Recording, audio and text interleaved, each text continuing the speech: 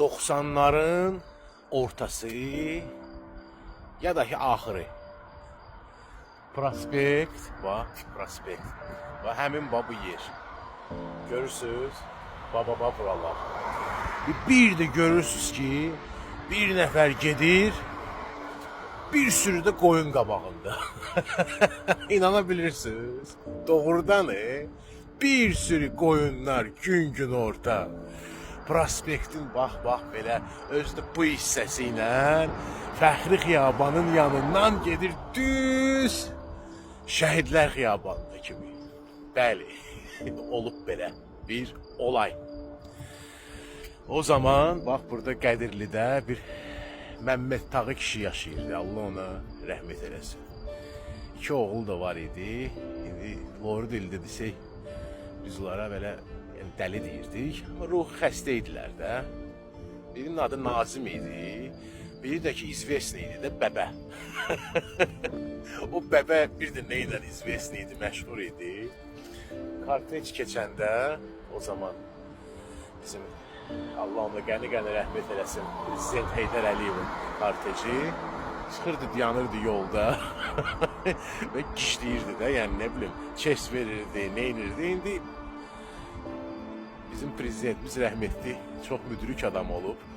Belə bir, yəni xalqdan olan bir, yəni nəsə bir hadisələrə, yəni xalqdır da, xalqın nümayəndəsidir. O da yazıq bir, ne deyəsən, yetimin biriydi də, ona önəm vermirdi. Yəni belə deyək də, ona razрешено idi, çıxıb belə yolun qırağında dayanmağa. Bezvredin adamlardan idi də, yəni özünüz bilirsiniz də, ruh xəstələrin biri var, cəmiyyət üçün təhlükəli olan, bu təhlükəsiz idi.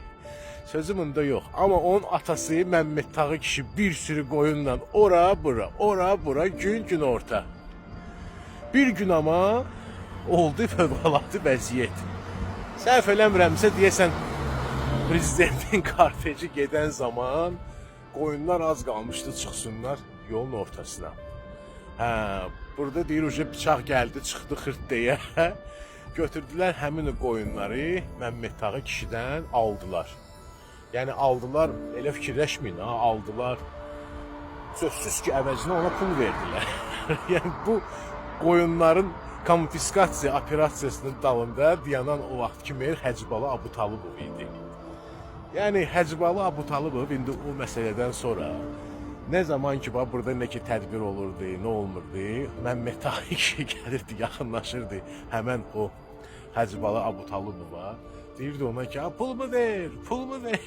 Hacıbaba da hər dəfə o görəndə çıxartırdı cibindən, yaxşıdır, bu neysə verirdi ona. Özü Məmməd Tağı kişi gedirdi Hacıbabanın qəbuluna, onu qəbul da eləyirdi.